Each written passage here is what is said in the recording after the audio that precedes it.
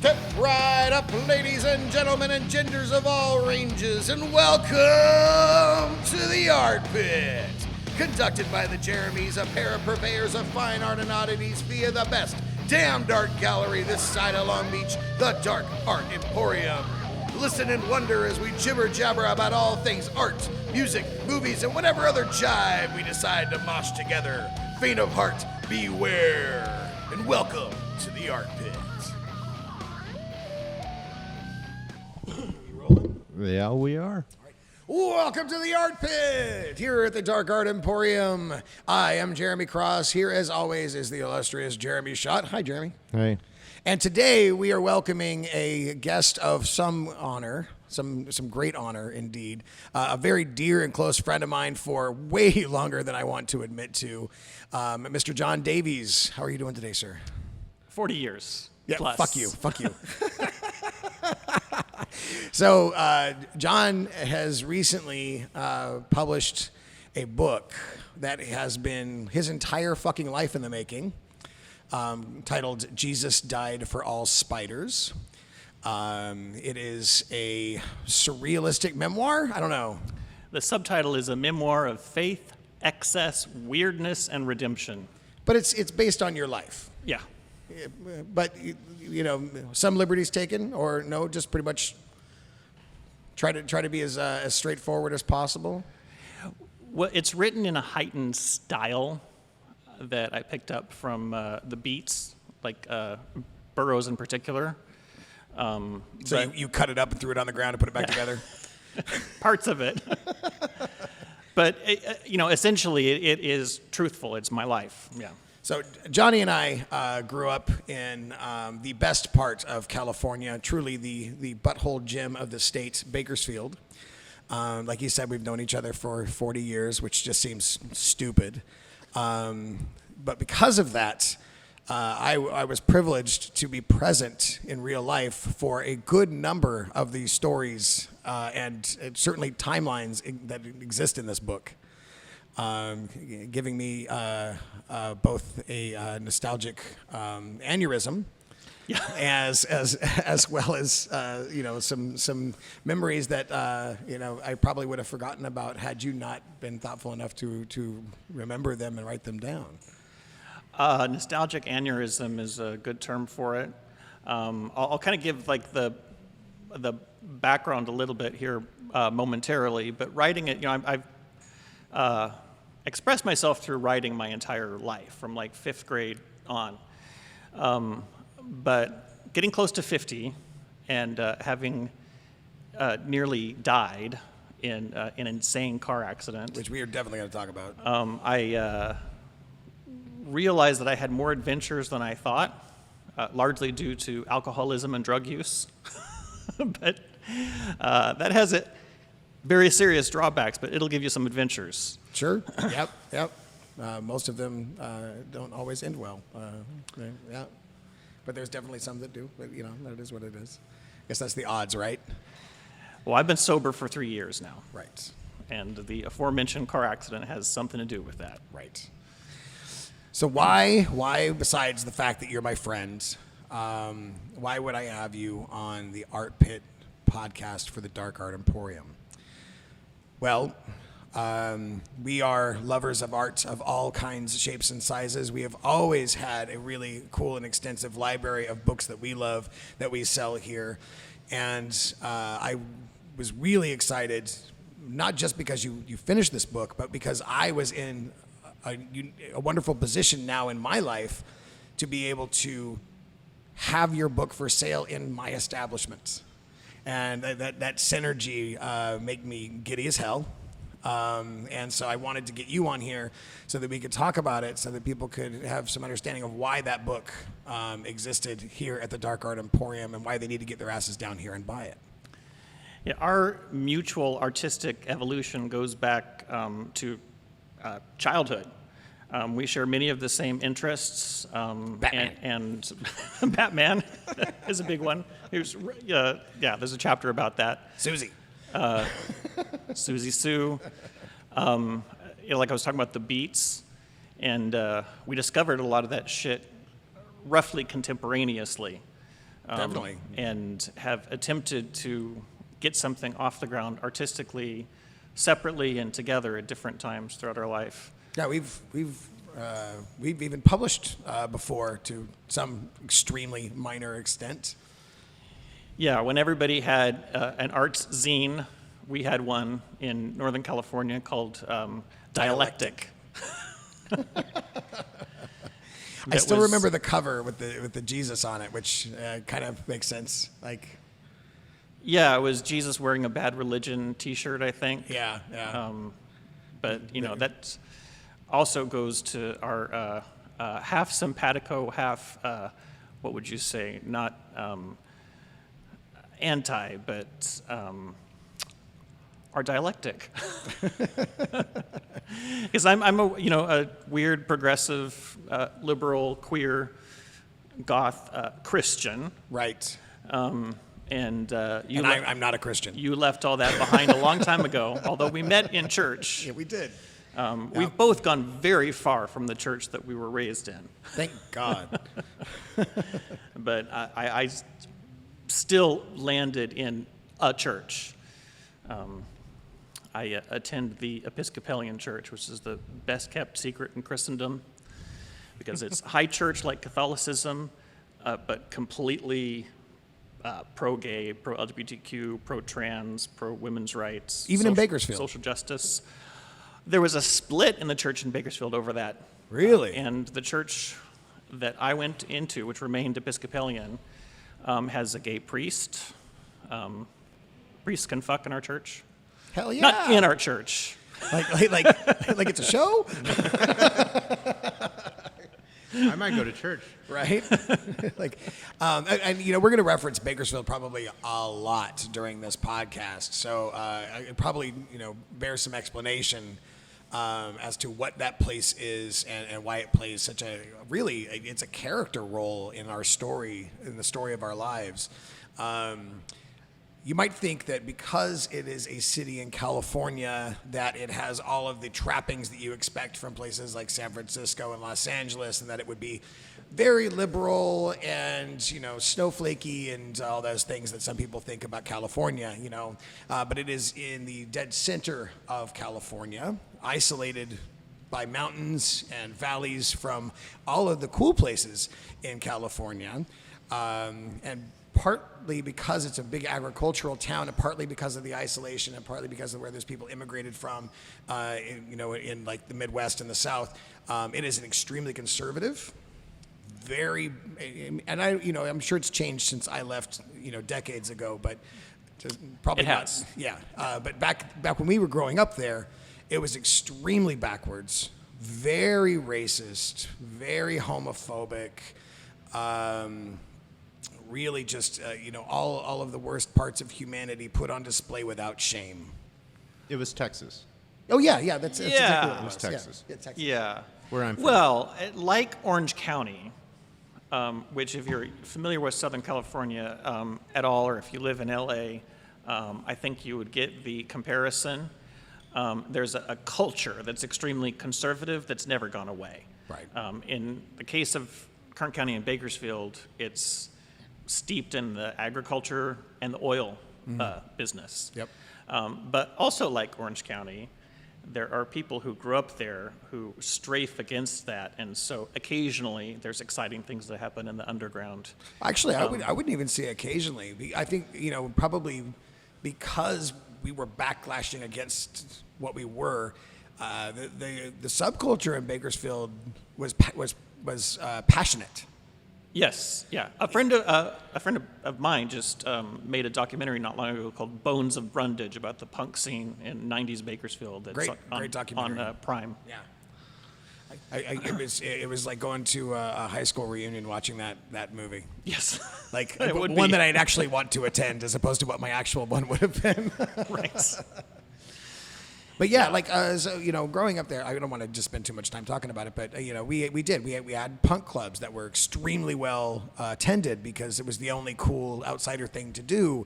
We had coffee houses that were like meccas of subculture and art and poetry and community. that really, bonded together in a stance against everything else that the city stood for, that we thought it stood for. Yeah, and I'm still there. And I've found that for me, it is what you make of it. I've become more and more of an activist there. I organized the first local protest against the Trump election. We had, there are auxiliary women's marches all over the country, and ours was very well attended. It was like 20,000 people. And I teach college there, and I talk a little bit in the book, the Dolores Huerta Foundation, which is kind of really based in that area, but had been in LA for a while. Dolores Huerta co-founded the United Farm Workers with Cesar Chavez. Oh, right, yeah. Has moved to Bakersfield because it feels like it can do more good there, like that's where it's needed. So there's reasons to go and there's reasons to stay. Sure. I didn't really have just reasons to go for me mostly, but yeah, I understand. But Yeah, well, not in one person necessarily, but you had your reasons to go and I had my reasons to stay. and you didn't always stay there. Let's be clear. No. You tried to escape that vortex many times, several times with me. Yeah. During our some were better escapes than others, but Booze and blood and semen. dear God, all of it. Sleeping on floors and alleyways just to not be there, which says, I guess, a lot about where you're running from and for what you're willing to put up with to not be there. But anyway, I definitely digress. Enough about that. Jesus died for all spiders. How did you start the process for writing this book? When did the process begin, and what was the catalyst? Well, there's really kind of a couple of origin stories for the book. Like I was saying, I've expressed myself through writing my entire life and made haphazard, half-hearted attempts to publish at different times. I have gotten little things in poetry journals and was big in spoken word and coffee house poetry in the 90s when that was the big thing. In the late 90s, right after high school, I began to seriously confront my sexuality, and I was, if this hasn't been clear already, I was raised in a hyper religious home. And people, unless you were there, people forget that people just didn't come out like they did, like they do now at that time. Especially there. And so my coming out of the closet was a major paradigm shift. I was, for a time, rejected by my family. I went and lived with you. Mm-hmm. That whole story is in the book. And through all this, because my religion, I was not just indoctrinated, I was very emotionally invested in my faith. And so I looked for ways to express that faith in a way where I could embrace my whole self. So I came across books that totally question whether the Bible even really talks about homosexuality. I came across a totally different vision of Jesus, who I now see as definitely not a white man, and No shit. a radical and a revolutionary and proto-socialist. And churches, gay-friendly and pro-gay churches, and so I was starting to experience that, but also having this heavy burden from my background and my family. And I came across this sermon called Sinners in the Hands of an Angry God that was written in the 18th century by Jonathan Edwards. A lot of people study in American literature class, where he talks about God is dangling you over the fire like a spider. He'll squash you or throw you in the fire. And because I expressed myself artistically, I wrote this long, surreal poem in answer to Jonathan Edwards called Jesus Died for All Spiders. and created this fictional character named Mr. Cobweb, who's the writer of this poem. And I shared it with some friends. It's one of the best things I had written up to that point. And so I started performing it in coffee houses with all my spoken word and poetry shit. And some people who run a theater got a hold of it and became a whole big show that you played at with your rock band at the time. One of my first bands with a terrible So that was my big name. artistic expression, was Jesus Died for All Spiders, this performance piece. Cut to, through all these, the years following my coming out of the closet and my religious crisis, I became a bad alcoholic. And, well, I was going to say drug addict, but that's not really true. I did drugs, but alcohol was my downfall. And in 2017, in a drunken blackout, I was ejected from a speeding convertible on the freeway and nearly died. And in the convalescence from that, I had a lot of time on my hands. And I'd always wanted to write something long form. So I took this concept of Jesus died for all spiders and wrote my whole life, a memoir with that as the guiding principle. So that's how the book came to be. How did it change, besides expanding the narrative, how did it change from the original poem into the book that it is now? Like, was there a significant shift in theme? Just like I said, aside from the expansion of the concept, like, did you find yourself, years, we're talking 15 years between the poem and then you conceptualizing the book. Did you find that you changed some of your ideas, some of your concepts, some of your themes, shifting, changing, evolving? Well, I'd say the poem gives the book its spirit. It's something was really awakened in me at the time that I wrote that poem, because I was trying to find myself through my sexuality, my identity, and find where my faith was in that. So that spirit has remained with me, and I think is there throughout the book. But the poem, or I don't know, it's like it's sort of a poem. It's like a long prose poem. Is very angry and confrontational. Mm-hmm. And as I've gotten older and sober now 3 years, and reconciled all those parts of myself, found a faith that works for me, that is not connected to my childhood faith. Well, it's like I still have that anger, but I've also softened, and I've forgiven a lot of people. So I connect that to some poems later in the book that are kind of an elegy for Jesus died for all spiders. Gotcha. Yeah, that makes sense. That makes total sense. I had a question that was stirring, that I got lost in your answer. Oh, I know what it was. So something that, while we've had a lot of similarities between our lives, one of the real, dividers is spirituality and Christianity. Well, you I would say very bravely, dove in to examine your faith and really find a way to make it work for you. And I felt like you, from an outsider's perspective, I felt like you had to do that because it was so much a part of you. It was never not going to be a part of you, so you had to figure out a way to make it work. Right. Whereas I just completely rejected and moved on.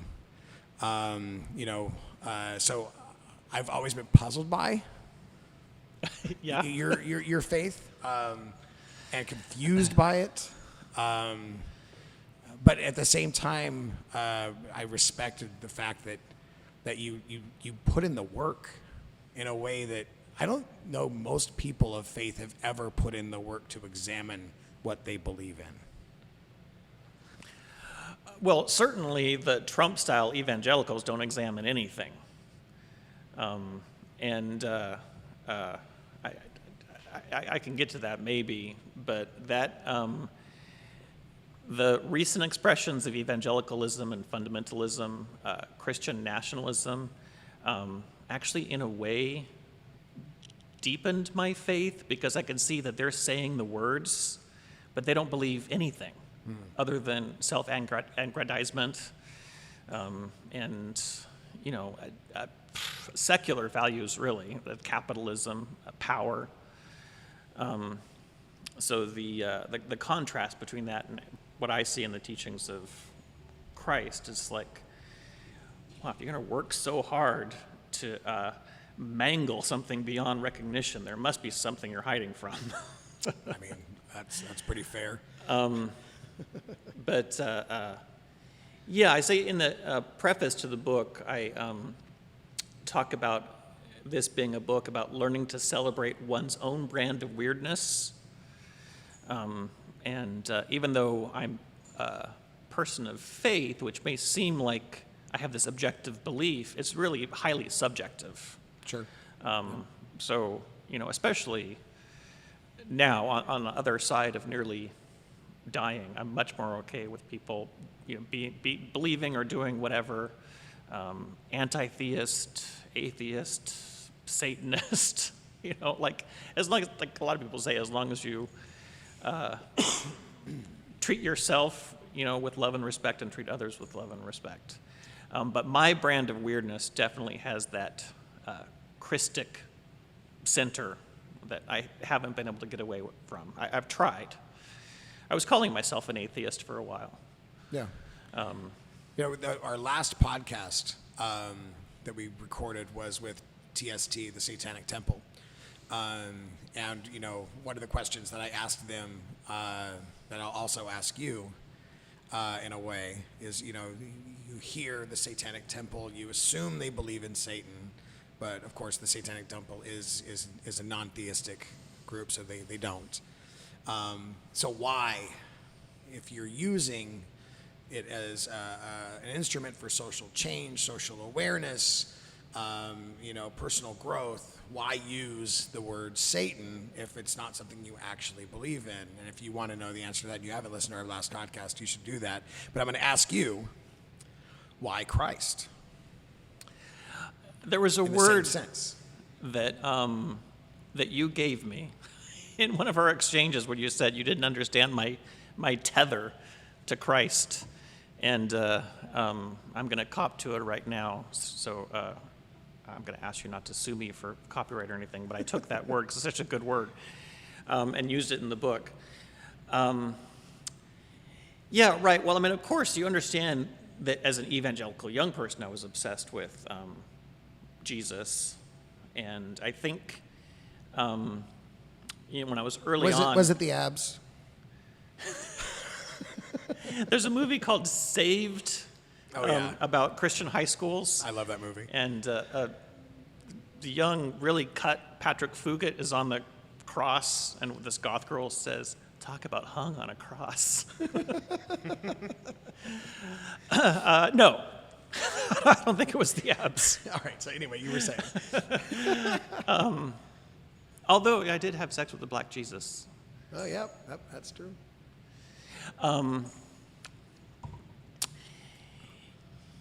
Right. Sorry, so you're still thinking about... Did you sidetrack yourself? Do you need a moment?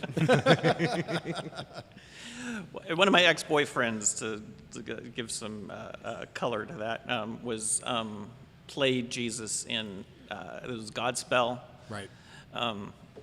Yeah, and I had sex with him that night that I saw the play.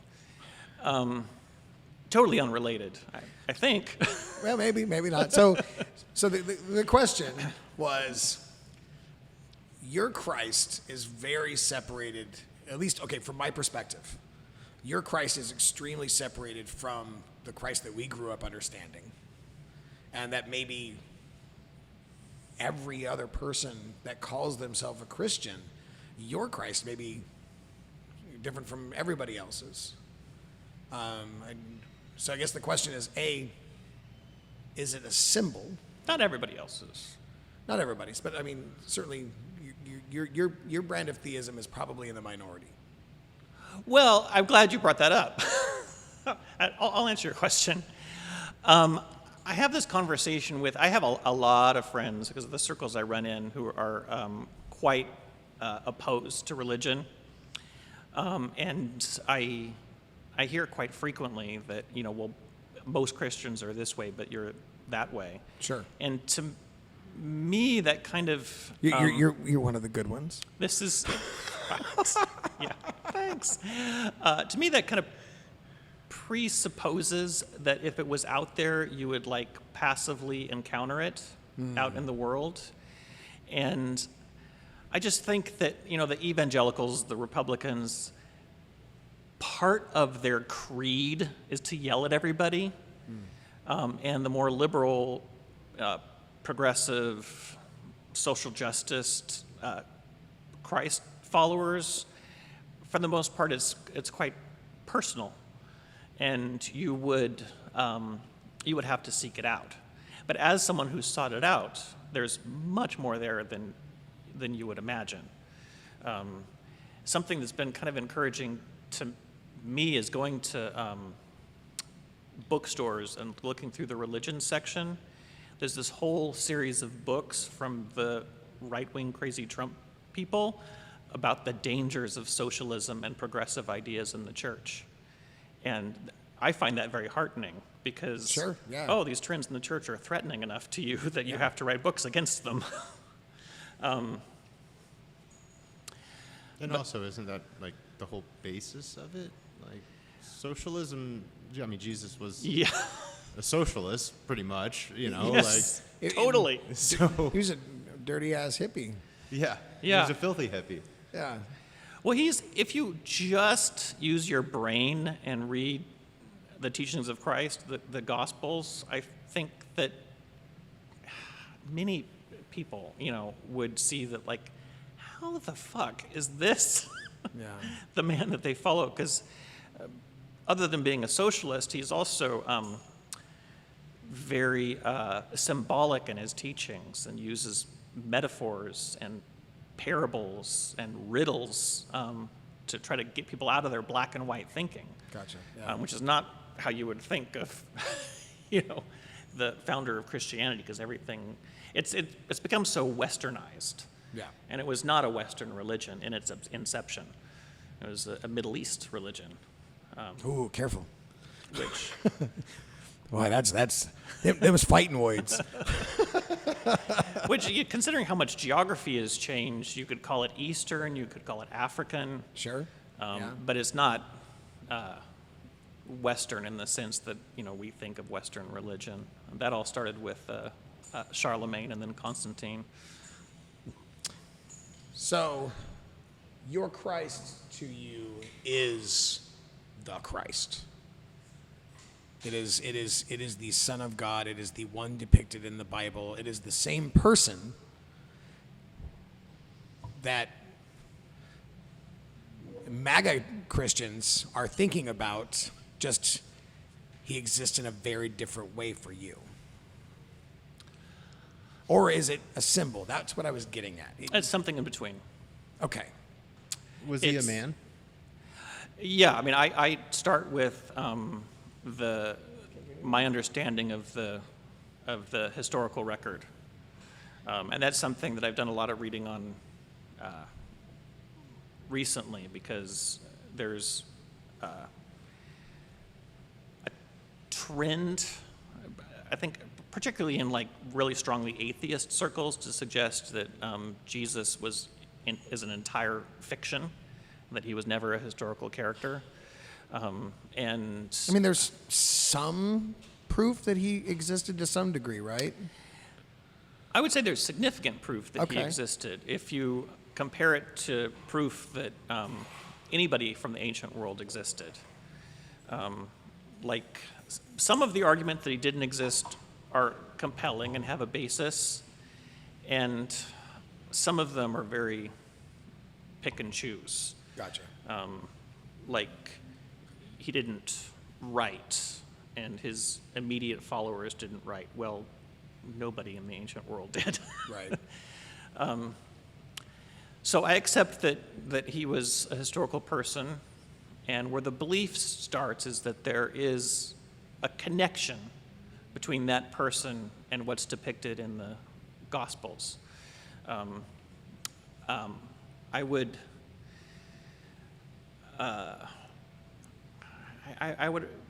from my looking at it, it seems to me like there was a significant experience that the people who followed him had that resulted in the depiction of that we have now as the Son of God. Right.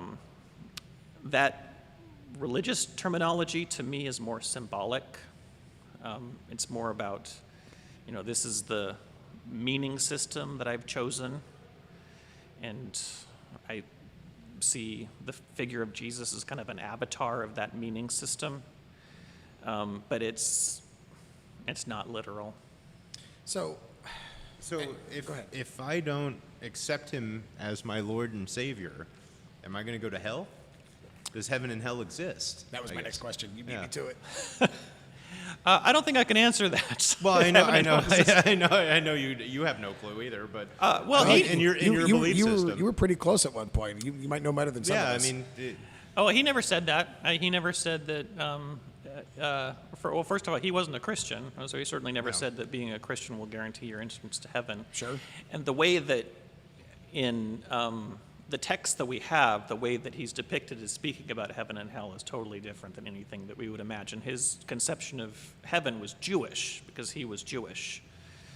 And he spoke of hell as Gehenna was the term that he used, which was a... By the way, that is my favorite doom metal band. I'm just kidding. Go ahead. So Gehenna. Are you making that up, or is that? It seems like it should be. It probably is. No, there's definitely one. Yeah. Go ahead. That was the giant trash pile on the edge of Nazareth where people Golgotha? threw their... Golgotha is the hill that he died on. All right, But the shit hill, right? Gehenna was the shit hill with the bodies and the okay. shit and the trash. And he used that term for hell. Got it. Metaphorically.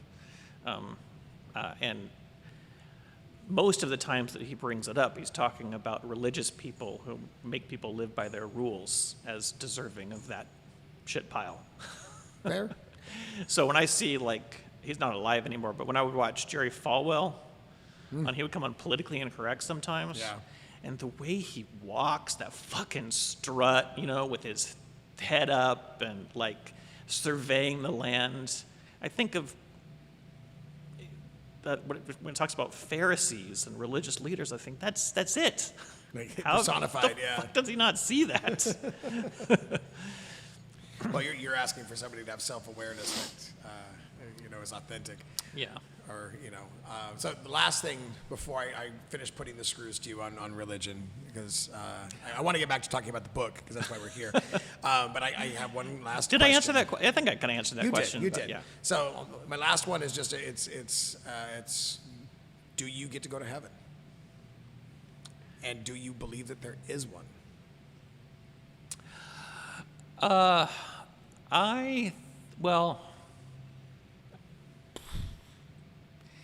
I hope so. Okay. Okay. I mean, if it exists, I hope so too. I mean, but I'm not a Christian, so I don't. I mean that I spent. By the way, I'm an English teacher. That's what I do for a living. So the upside is you don't have to worry about me running out of things to say, but that's also the downside. I've read a little bit of near-death experiences and talked to people and read about DMT and all of that, and I suspect that there's some extreme hallucinatory experience. That happens upon death. Yeah, you're right. God, yeah. I hope so. That people Something to look forward to. who've come back from it have compared to heaven. Right. But I also think that we don't know what science can accomplish in the future. So yeah. So I don't think that there's an eternal life in the sense that a religious person would mean it. Yeah. But in the Sermon on the Mount, he talks about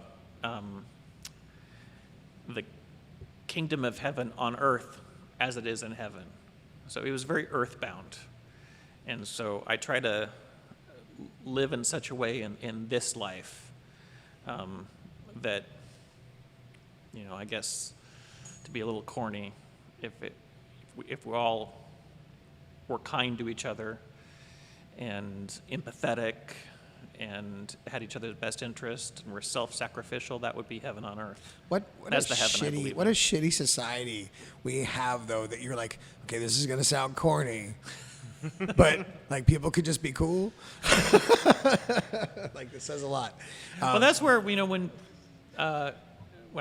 people interrogate me about all the evils of religion, my answer is always that people are evil. Yes. Any institution We are a that we selfish, come up with is ultimately shitty lot. right. Yes. Yeah, it's more in our nature than just about anything else, unfortunately. All right, so enough about the religion. I thank you for putting yourself through that with me. And in my favorite part of talking to a Christian who's telling us about heaven and hell and Jesus and all that, is he's wearing a shirt that says damned on it. oh yeah, he's wearing wearing a shirt that Damn says shirt. the damned. I thought it was funny. Like that is very like, appropriate. If anybody should be wearing that shirt, it's on this side of the table, probably not the other side. I'm wearing a Cannibal Corpse shirt, so I don't know what that Yeah, it's says. a damn shirt, and it has a weird S&M situation over a casket with It's great. devil I love it. horns and- I love it. yeah. The most confusing thing is the hot girl. I don't know. But the Jesus tattoo is permanent. That's right. That's right. You have some great tattoos, and almost all of them are very powerful, personal expressions. Not like people like me who just get like whatever they sketched that morning tattooed on them that afternoon. Yours are some very well thought out, and very powerful pieces. I remember like most of them when you got them done, and you had, and this is not a negative, like a diatribe about what they meant and what they were about in a good way. Yeah. So he's showing off his Jesus tattoo, which is super You helped design sexy. some of them. I did. And if we haven't mentioned it already, you also drew and designed an extraordinary cover for the book. I was really honored to do it, man. I really was. Well, it's perfect. It shows that you've known me for 40 years. Right? It's punk rock and goth and sort of like a comic book cover, and which leads me actually to something I definitely want to talk about. And in the book, you have chapters dedicated to pop culture figures that mean a lot to you.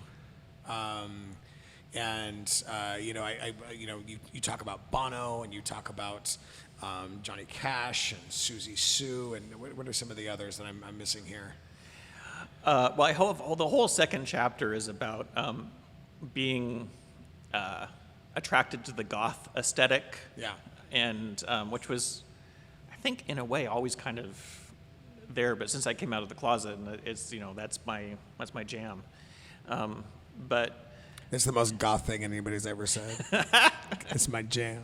I'm also a Gen X. Yes, I'm also a nerd. Gen X really is the boomer for Gen Z. God damn, don't say that shit. There's, I didn't say it wasn't true. Just don't say it. yeah, there's a whole chapter about that called "The Spider-Man Comes," which is a line from a Cure song, and I talk about how it's not satanic rituals. It's not anything that you might imagine a goth to be. It's Johnny Cash and Batman and the Book of Revelation. Yeah.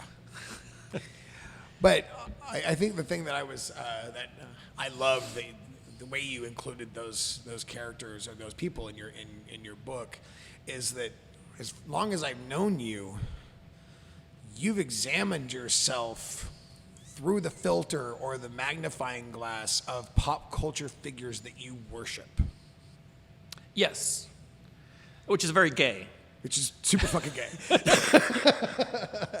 And the earliest ones that I can recall were fictional. Yeah.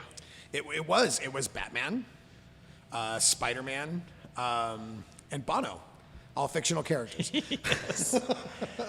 Well, they have a little thing about Bono, where the first line is, Bono is the devil.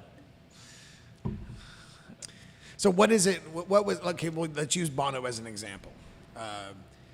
What was it about him that you latched onto and that you found fascinating? And what about that fascination helped you through self-discovery? Well, how many of our listeners do you think we've lost just now? I've said Bono one too many times. We can switch it to Johnny Cash if you want. Like it's they both work for you. So Yeah. No, I'll talk about Bono.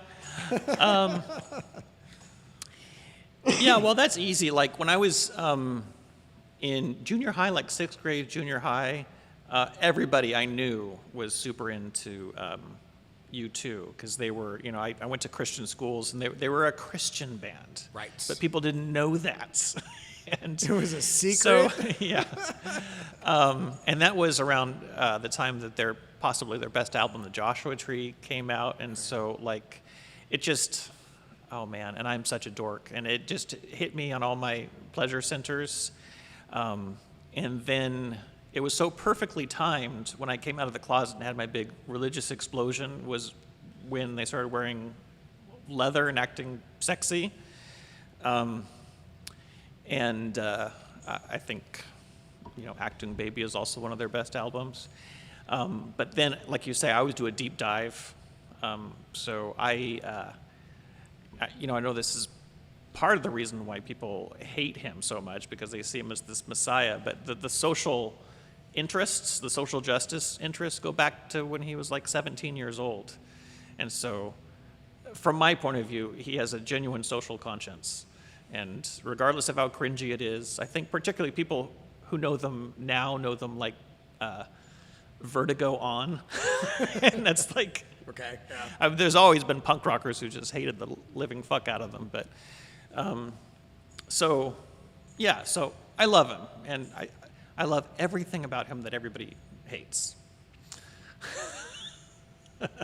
I hate Bono. So I never hate heard Bono. that. Never heard that before. I hate him because he always shows up in documentaries about people I like. he's in every fucking documentary He's in about everything. And it sucks. Like I- Bono, what the fuck do you know about Bukowski? You read Like, a book. wasn't like, he just in like like a- me? Why am I getting interviewed? Wasn't he in like a G.G. Allen documentary? Yeah, he's Like, in it everything. was so Like, let's bizarre. talk to about Hunter S. Thompson. Well, let's talk to Bono. Like, Bono, like, fuck you, Bono. Well, a lot of those people you liked him. Yeah, probably. Fair. Yeah.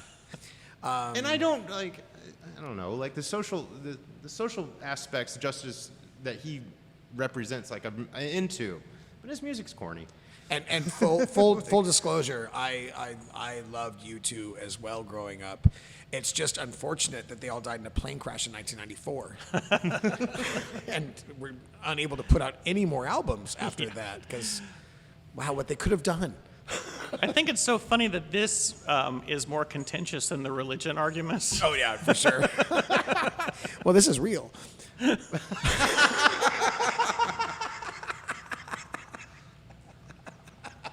Yeah, Bono's a real man. He's Jesus. In 2,000 years, you'll have trouble proving it though. I mean, I've never met him, so who knows? Maybe Right? he's not. If he's a figment of my imagination, shame on me. All right. well. So enough beating up Bono. Sorry about that. That's not where I expected that to go, but I really just I've always been fascinated by your fascination with pop culture icons and how they've really I've watched you in waves, having them define you in different ways. So what's up with Batman? Well, that's a I good one. haven't gotten to read your book because we just decided to do this, but I know Batman's in there. So what's up with Batman? Yeah, well, you just got the book. Yeah, I was giving it to you so, today. So I'll just wait. Go ahead and read it. read it, and then I'll call you. We'll just hit pause for a second. Because I love Batman too. Like, so.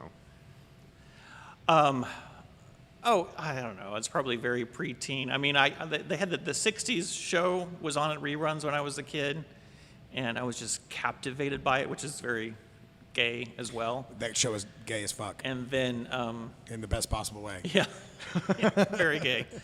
What was that skit on Saturday Night Live? The animated skit. Oh, that's yeah. Where they're The Robert Smigel. Oh Yeah.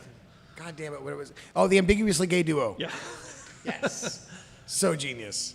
I love that. But yeah, a lot of it is, and I loved comic books, I still do. But a lot of it is just so timed with because I am so obsessed with pop culture. The 1989 film with Michael Keaton and Jack Nicholson, came like just as I was. How many times did we see that in the theater? Well, let's talk about how many times we've seen it since.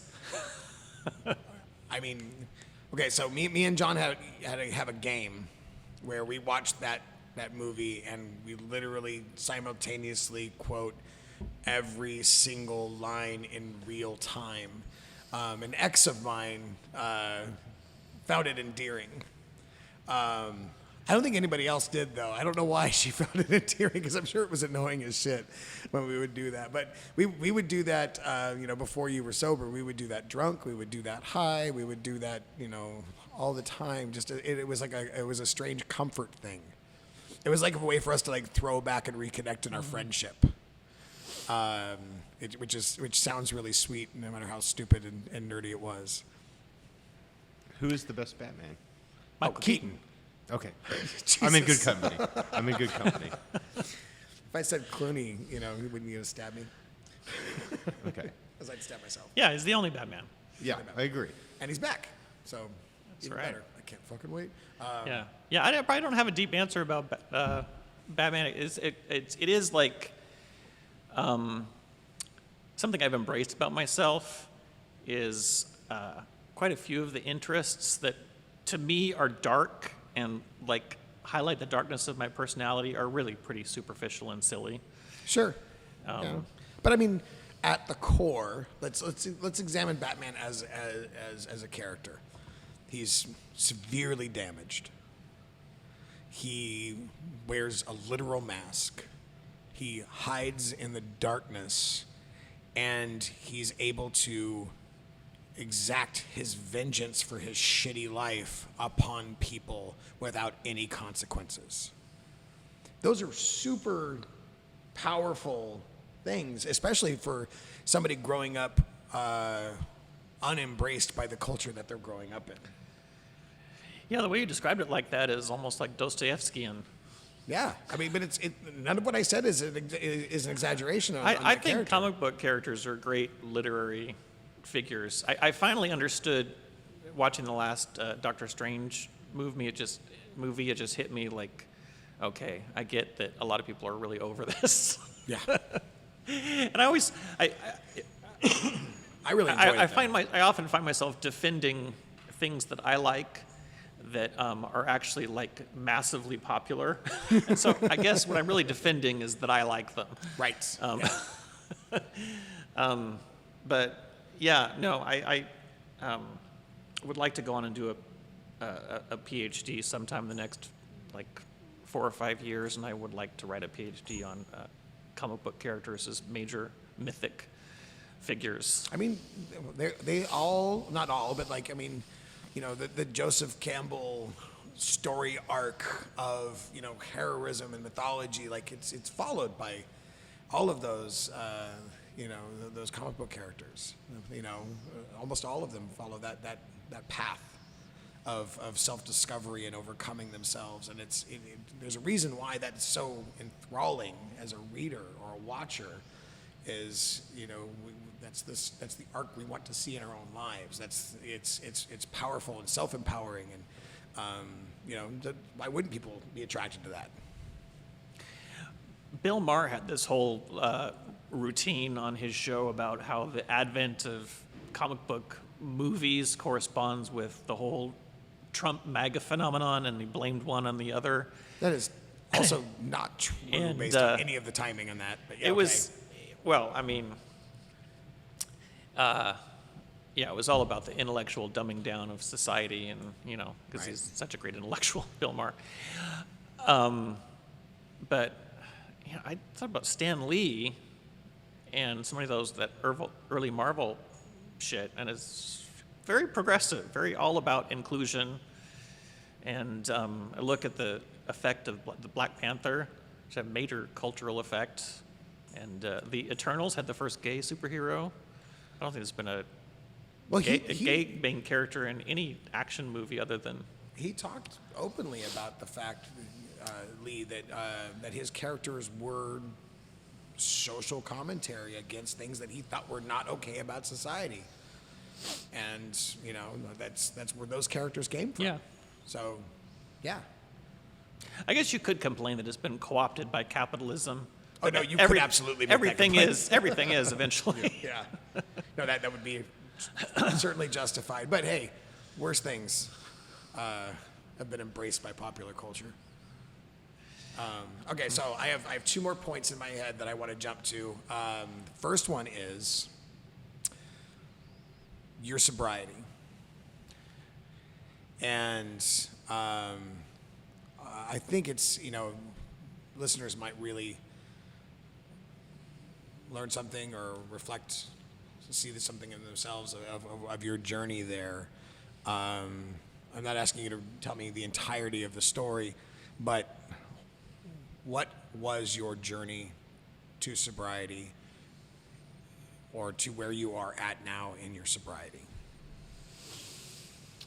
Wow. Because you did talk about the accident briefly, but I figured we should dive into that because honestly, it's a huge part of the book. And we got books to sell, Johnny. It's a huge part of who you are. So. Yeah, the book Jesus Died for All Spiders, a memoir of faith, excess, weirdness, and redemption has insane bouts of almost lethal drinking and vodka swallowing, cum swallowing, a lot of bad falls. I had a real problem with falling down for a while. You did.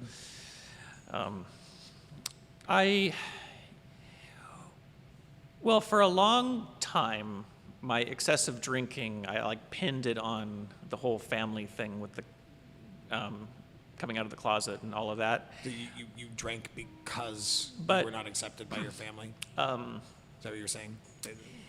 That was my, I didn't start drinking until, I didn't party or drink or anything in high school or Until he met me. Well, there's a lot of different stories, but in my 12-step recovery groups, quite a lot of people feel like it's passed on generation to generation. Quite a few people started 8, 9. I didn't start drinking until after high school. But after a while, I realized that trying to define it as situational heavy drinking kind of stops working after 30 years of doing that. Fair. But I'm an alcoholic. I drink. I haven't had a drink, as I said, in 3 years. But when I drink everything. And the pattern that people talk about with alcoholics, I would start with, I was just sharing this the other day, several years into my drinking, I'm going to have a bottle of wine and watch the Golden Girls. I have the day off of work. I drink that bottle of wine and think I could have another bottle of wine, but I tend to black out when I have too much wine too quickly. So I'll go to the store and get some vodka. So go across the street and get a whole bunch of airplane bottles of vodka because they're small. Yep. And then cut to being thrown out of the bar and cut to 5 days later, bloated, dehydrated, looking like shit on the floor, covered in bottles of vodka, with my now husband looking at me like, what the fuck? But so many of the things I'd been trying to reconcile, I just couldn't quite do it, and so I just kept going back to the booze for years. Around 2008, I made my first real attempt at sobriety. I had overcome a lot of my difficulties. I'd gone to school, I'd gotten a degree, I'd gotten in a serious relationship. I was living here in Long Beach, and had a job and a car and a house, and I drank them all away and decided I'm going to try to go to a meeting. But after my first relapse, I spent about 11 years just on and off the wagon, because I just still really liked it. I still really liked partying and getting drunk. Right. And then in 2017, after I had been, I was finally sober for 2 years, and I relapsed. I got in a convertible with a few friends and some people I didn't know. Nobody was wearing seatbelts, and the guy driving was drunk and on drugs, and he sped up on, the 178 is a freeway down where we're from, and got cut off by somebody else on the freeway, and tried to overcorrect. The car flew in the air. We all were ejected from the car, landed on the side of the freeway in the brush. The car smashed and was totaled, and came to in the hospital with a very fucked up face, held back by a neck brace. By the way, the picture is in the book. Yeah, the picture of my face when that happened is in the book. Your deliciously mangled fucking face. And by the way, he's beautiful now. He's just, for a while there, not so much. Well, I do have some nerve damage on one eyebrow, so my eyebrow is permanently cocked.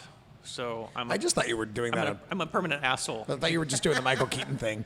Yeah, I was just one eyebrow. I think you're just judging me. One of my students said, "Why do you always look at us like that?" And I said, "That's my face." That's just my face now. But really, like, the things I hadn't been willing to do for my sobriety, I did then. Like, forgave everybody I needed to forgive, and decided to try to live my life without resentment. That's tough, man. I don't know how. I don't know that I could ever cross that bridge. That deserves respect. Well, you have to. That was my bottom, and it's true what they say. You have to hit bottom, and it's something people I'm sure know what I say when I say meetings, but I won't say the name of the organization. But however you work on your sobriety, this is true for me anyway. You have to keep working on it. Like, there is an alcoholic in me, right, that will never go away. You are Bruce Banner. Yes. Yeah, I'm a big green gay. So, could you have written the book had you not gotten sober? Do you think this book ever would have happened? Well, in the process of writing the book, I had a couple of slips. Okay. I had to come back to it. But that probably gave you some added fuel to work with, I'm assuming? No, I don't think so. No? No. Did it detract from the goal? Did it detract from the focus in a way that hurt? Oh, no, I don't think I could have written. Process? I don't think I could have written the book without getting sober. I understand. Yeah. Okay, I got you. How long did the book, from start to finish, to write it? How long did it take?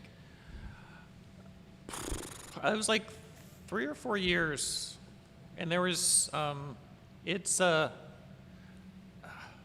Writing a book is a bitch. I don't doubt that. That's why I was asking. I'm sure it's a pain in the ass. There were whole chapters where, I had it all done, and I looked at it and went, none of that works. Yeah. And it's the style is kind of experimental in a way. Like, I weave in and out of different genres, and I have a lot of poetry in there, and but it all hangs together, I think. I love your poetry, and the pieces in your book definitely reminded me of how much I love your writing, the poetry aspect as well.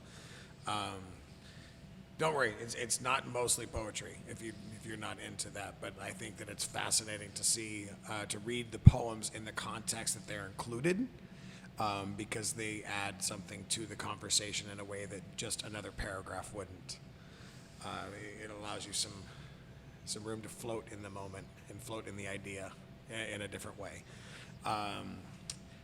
So the last question that I had on my mental roster of things to ask you is, what, if anything, do you want readers to get out of this book? If you had a perfect scenario and somebody who read your book came up to you and said, I read it and this is what I got out of it, what does that conversation sound like? Well, I mentioned earlier that in the preface, I talk about this is a book about learning to celebrate one's own brand of weirdness. So it's not about people relating to me being gay or hopefully I'm irreverent and sacrilegious enough on the the Christian stuff that's not off-putting. But to just be encouraged to be yourself. Maybe that's kind of pat, but that's what I get from it. Are you talking like Pat from Saturday Night Live? We can't. No, Pat's canceled. If you haven't heard. I would love if some young gay, queer, or trans kid who has an attraction to Christ but is browbeaten by the church would find a path. And I would love if people trying to get over a drinking problem respond to those aspects of it. But I think it's well written, and it's really about learning to bring all the parts of me together and to have some integrity. To add one last pop culture reference to the conversation, you are a Frankenstein monster of concepts and ideas and fascinations and aspects that I've watched you play both monster and Frankenstein, stitching yourself together into one cobbled person your entire life. And I think that this book gives a wonderfully written explanation of how you were able to accomplish the person that you are now. I'm a faggot Frankenstein for Jesus. Always with the taglines.